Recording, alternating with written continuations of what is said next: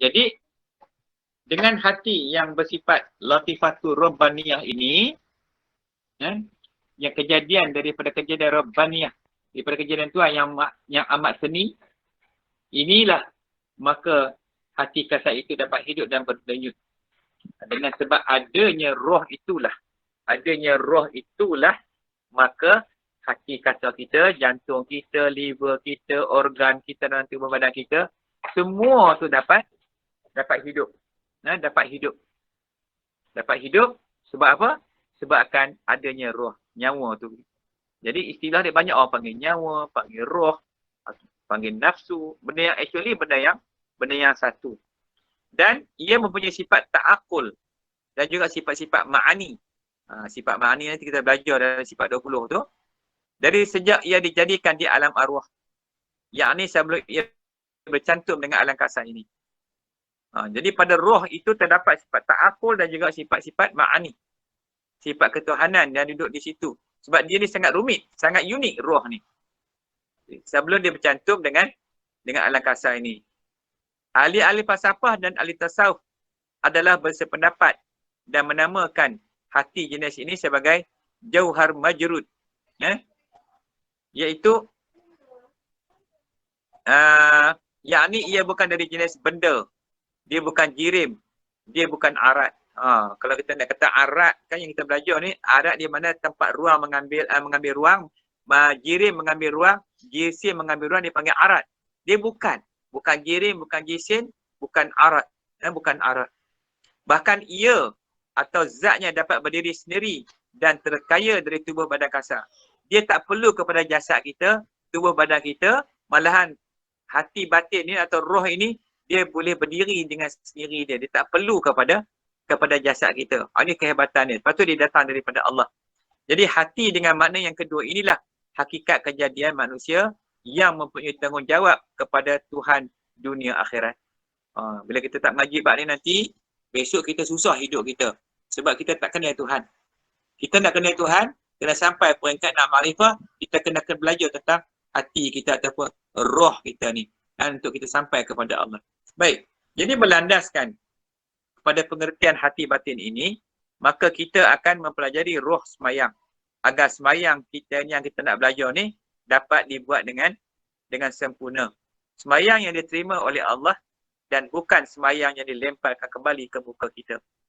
Sebab semayang ni memang agak rumit. InsyaAllah, jadi saya di sini ada beberapa buah kitab yang mungkin kita boleh kongsi. InsyaAllah, ini salah satunya kitab dipanggil Fatih Muhyiddin Musalli. Kitab Fatih Muhyiddin Musalli dan juga kitab Muhyiddin Musalli dikarang oleh Syed Al-Fatani. Kita akan gunakan kitab-kitab ini sebagai rujukan di dalam pembelajaran tentang solat kita kan. Sebab kitab ni dia bawa masuk fiqh, tauhid, tasawuf dalam situ. Jadi mudah kita belajar, kita nak faham. Kita tak ada sia-sia lah. Macam mana kenapa kita nak belajar dia dalam sembahyang nanti. Dia ada sunat-sunat ab'as, ada sunat hai'ah. Contohnya sunat hai'ah. Kenapa sunat hai'ah tak boleh tinggal? Sebab sunat hai'ah ni macam badan kita. Kan? Dia perhiasan. Contohnya bulu rumah, rambut, baju itu. Jadi kalau kita solat, kita tinggal sunat-sunat hai'ah tu umpamanya, maka jadilah macam badan kita tu licin, bulat licin, telanjangnya tak ada apa pun. Macam tu. Jadi sembahyang tu tak comel. Jadi sebab itulah kita sunat ab'as pula macam kepala, kaki, tangan, badan tu. Maknanya sunat walaupun sunat ab'as, walaupun sunat hai'ah, tapi dia sangat penting di dalam solat yang kita nak buat tu. Maka kita kena faham nak buat satu tu. Nanti kita akan bincang satu persatu kenapa daripada kita mulakan daripada niat nanti. InsyaAllah saya akan buat perbincangan kenapa niat tu. Apa benda rupa niat? Macam mana rupa niat? Kenapa niat sangat penting? Sebab tu di dalam sembahyang kita kena khusyuk dan tawaduk. Kalau tak ada khusyuk ni roh dalam solat. Tempat sekurang-kurangnya dalam sepanjang solat tu ada satu waktu kita dapat khusyuk. Dalam biasanya orang khusyuk dekat mana? Masa angkat takbir. Dalam mengatakan Allahu Akbar itu, maka kebanyakan kita akan fokus. Sebab kita nak niat kat situ. Kalau kita tak niat dekat situ, sembahyang tu jadi tak sah. Sebab kita nak menghadirkan muqaranah urfiyah dalam takbiratul ihram. Maka kat situ kita akan fokus. Kemudian bila kita baca Fatihah, kita dah start lalai dah. Kita dah start lara dah. Ingat sana, ingat sini. Dan habis sembahyang tu ingat macam-macam. Dengar handphone bunyi pula. Ada pula hamba Allah mana bunyinya handphone tak tutup. Maka ganggu tak kita duk ingatkan handphone dia pula. Apa orang ni tengah sembahyang bunyi handphone, tutup lah handphone. Kita dah cakap seorang-seorang dalam perut kita. Walau kita tengah sembahyang menghadap Tuhan. Macam tu. Sebab apa? Roh kita tercemar. Roh kita tak suci. Roh kita tak bersih. Jadi roh kita tak boleh nak hadap kepada Allah. Banyak hijab-hijab antara roh dengan Allah. Hijab dunia ni orang kata apa, berselaput penuh. Macam mana mata yang penuh dengan selaput tu. Nampak orang tapi kelabu, kabur. Begitu juga dengan roh yang nak menghadap Tuhan. Bila banyak maksiat dia buat, roh ni jadi kabur penglihatan yang nak melihat kepada Allah. Maka sebab tu dah di dalam kaedah ni kita bawa zikir. Nak pecahkan apa ni kelabu-kelabu yang duk halang roh ni, kita kena bawa zikir. Kena banyak berzikir, kena banyak beristighfar, kena banyak. Macam kita baca yang sebentar tadi, satu susunan zikir itu, semata-mata semua tu adalah untuk membersihkan dan menyucikan akan roh kita yang terhijab. Ini sangat penting. Sebab tu amalan ni, kadang-kadang kita ni, saya rasa hampir semua orang, dia tak suka berzikir. Dia sangat malas berzikir. Dia tak nak zikir. Kita suruh zikir, dia tak nak buat. Dia tak suka. Dia nak sembang, dia nak khayal. Kalau Tok Bomo dia nak kira jampi lah. Dia nak berubat. Suruh berzikir dia bukan tak. Dia lari sana. Dia cari pasal. Dia cari alasan. Tak nak masuk dalam jemaah zikir. Orang dah habis zikir. Baru dia masuk berzikir. Kan? Dia lepas waktu zikir tu. Dia rasa best. Dia dah selamat. Belah dia lah orang paling rugi. Kita nak bawa berzikir. Zikir ni nak menyucikan hati. Nak merendahkan dan menghilangkan segala sifat-sifat yang dicela oleh syarak tu. Sifat yang apa? Sifat syaitan. Sifat babi, sifat anjing yang ada pada dalam tubuh badan manusia tu. Nak kena buang sifat tu, nak kena zikrullah. Bila kita berzikir, maka dengan Allah akan tolong keluarkan benda tu. Zikir ni bukan boleh sekejap. Dia makan satu masa yang panjang. Sepanjang hidup kita, kita kena zikir. Tengok lepas solat, kenapa kita baca tasbih? Kita baca tasbih, kita baca tahmid, kita baca takbir dan kita baca tahlil. Kenapa? Sebab sebagai nak menyucikan hati kita tu. Hati ni dia akan sekejap sangat. Senang sangat dia tercemar. Senang sangat dia kotor. Jadi begitulah. Ya. Jadi maknanya apabila kita nak masuk dalam pengajian tentang macam mana nak dapatkan roh solat tu, nak mencapai peringkat yang Nabi kata sallu kama ra'aitumuni usolli tu. Dia banyak kitab-kitab yang menceritakan tentang tajuk tu. Ulama-ulama ni menamakan tajuk kitab tu atau buku yang mereka tulis sallu kama ra'aitumuni usolli. Solatlah kamu, semayanglah kamu seperti mana kamu lihat aku solat, kata Nabi. Jadi inilah pengajian yang kita nak kena mengaji, nak kena faham supaya pengajian ni jelas. Dan bila kita beramal tu, kita tak tertipu dengan benda-benda yang karut-marut ni. Kan? Macam-macam pandangan, orang akan bagi pandangan macam-macam nak memahami dari sudut solat tu. Macam mana solat yang Rasulullah buat, kita kan pernah tengok pun. Kan? Kita tak pernah tengok, kita hanya dengar daripada tutup guru kita mengajar kita. Macam ni Nabi solat. Nabi akan takbir tangan macam ni. Contohnya Nabi baca Fatihah. Macam mana Nabi baca Fatihah? Nabi baca Fatihah ni dalam solat, Nabi tak baca straight. Nabi baca satu-satu. Dia berhenti sekejap, tu dia sambung. Bismillahirrahmanirrahim. Berhenti. Bismillahirrahmanirrahim. Alhamdulillahirrabbilalamin. Berhenti. Ar-Rahmanirrahim. Maliki yaumiddin. Gitu. Kalau kita baca sebab tu kadang-kadang setengah ulama, tok guru ahli tajwid mengajar Quran ni tak bagi baca dalam solat, sambung. Tapi setengah orang tu dia pulun, dia tarik satu nafas, Bismillahirrahmanirrahim. Alhamdulillahirabbil alamin. Ar-Rahmanirrahim. Maliki yaumiddin. Dia sambung. Kan? Jadi saya ingat ketika saya di Mesir tu, masa pergi ambil ijazah Fatihah tu dekat satu syekh di Shubra Mesir tu, dia tak bagi baca sama-sama. Dia suruh baca satu. Sebab Fatihah tu mempunyai 7 ayat, maka dia suruh baca satu-satu. Bila ada budak-budak yang buat dia baca sambung, dia kata tak boleh, baca satu-satu. Macam begitu. Jadi itu yang Rasulullah baca. Tapi tak salah. Boleh kalau nak sambung. Bukan kata salah. Tapi sebab kita ni ikut sunnah, kita ikutlah sunnah. Tak apalah kalau orang nak sambung tu, biarlah dia sambung. Sehingga dia mengaji, dia nak sambung. Tapi itulah kaedah bacaan dia.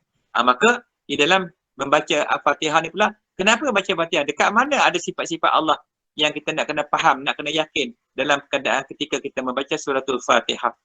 Jadi benda ni nanti kita akan belajar, dia akan kaitkan antara fiqh, tauhid, tasawuf.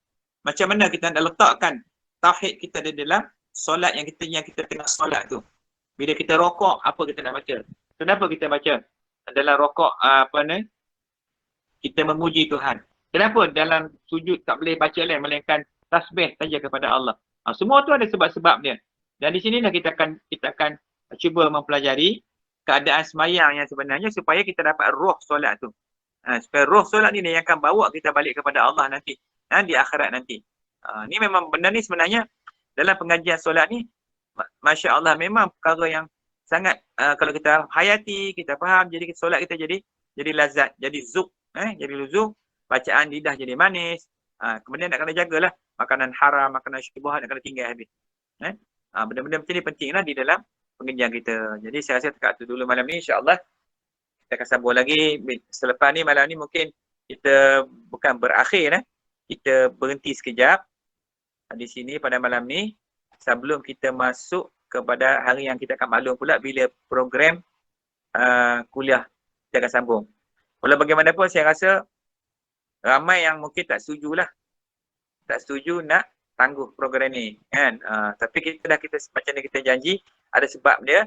Nanti kita akan maklumkan balik waktu yang seterusnya. Kenapa kita berhenti sekejap? Sebab saya nak susun balik. Nak susun balik pengajian ni, nak bagi jadi kemas sikit. Ni macam nampak tak berapa tersusun kan. Sebab dia lah masa tak cukup. Siang pun sibuk, malam pun sibuk. Jadi insya-Allah kita cuba susun. Tapi yang kuliah ni kita akan sambung lagi, yang kuliah pengajian tentang solat ni. Mungkin kita ambil masa lah. Sehari 2 hari ni kita berhenti sekejap. Nanti saya akan sambung balik, saya akan maklum balik. Dan mungkin bentuk yang agak berlainan sikit.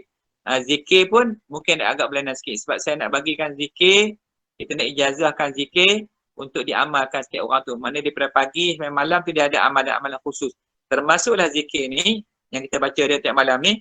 Bagi sesiapa yang berminat lagi nak menambahkan lagi zikir ni yang selesai 40 hari. Kan? Saya rasa ramai yang dapat zikir ni penuh 40 hari. Kan? 40 hari zikir. Ada yang tak dapat penuh, yang mengelak, yang suka masuk lambat. Zikir pukul 9.30, dia masuk pukul 10 lebih, tak sempat. Habis dia kata okey, dia dah selamat dah. Dia malas nak zikir. Yang tu lepas ni kita nak suruh buat penuh.